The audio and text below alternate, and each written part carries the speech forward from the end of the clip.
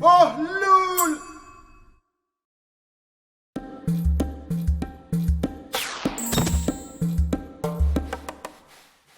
اینا چیه پسرمو؟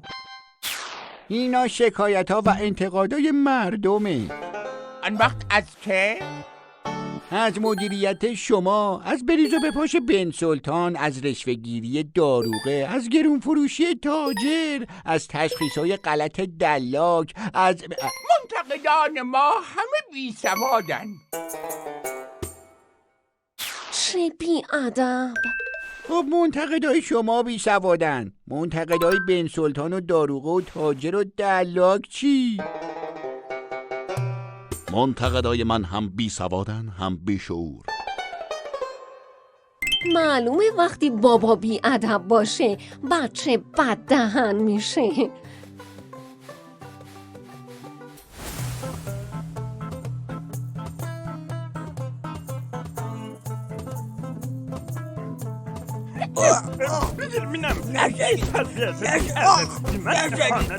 خدا به خدا نشد.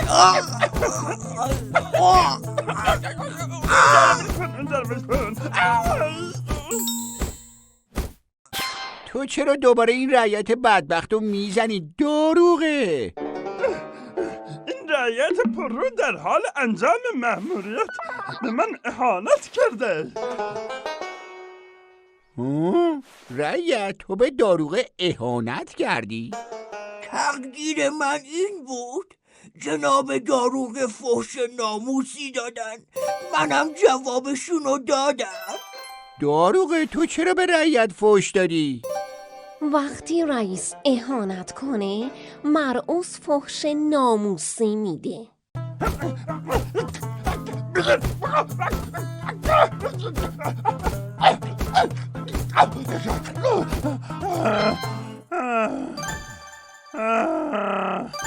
انتقاد کرد، منم اون چیزی که لایقش بود بهش گفتم، اونم به من گفت.